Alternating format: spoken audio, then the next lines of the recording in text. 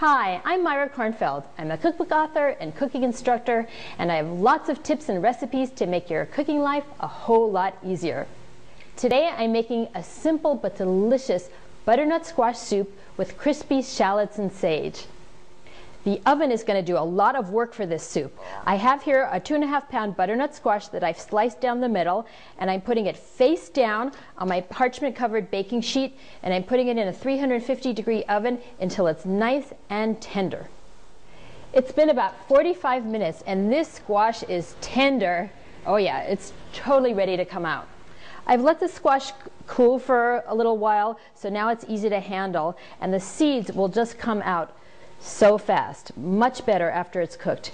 Now you could do this part in advance if you like.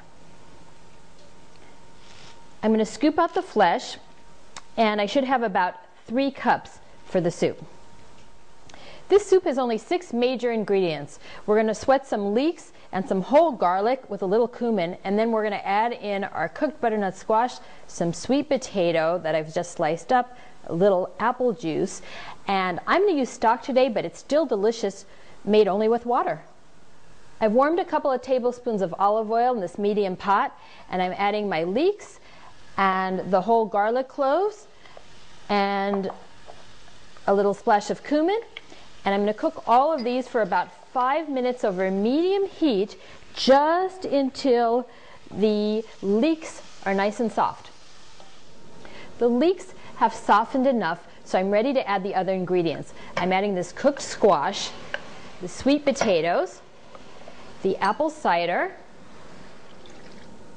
and my water or stock. I'm adding 5 cups here. I'm also adding a teaspoon of salt. I'm covering the pot, and I'm going to bring this up to a boil.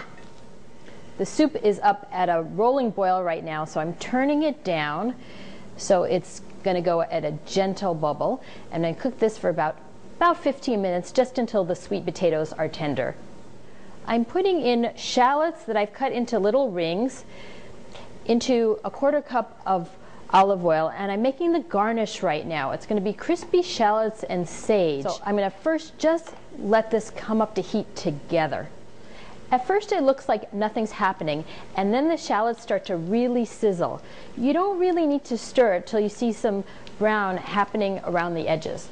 When it starts to look like this and a lot of the pieces have started to brown, you want to be on top of it and stir constantly. This is about 30 seconds away from being finished, so I'm going to add the sage pieces and fry them at the same time. They take only seconds.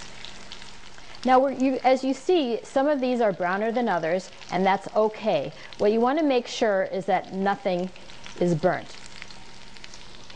I'm ready to drain now, so I want to get the shallots separated from the oil immediately so they don't keep cooking. Make sure to have your strainer set up over a bowl ready, because when you have to drain it, you got to move quickly. I separated the shallots from the oil. I pulled the sage leaves out and chopped them up so I could keep them separate. You could blend the soup in a stand blender, but if you happen to have a stick blender known as an immersion blender, it makes blending the soup a breeze. Just make sure to immerse the blender all the way in the soup before you turn it on.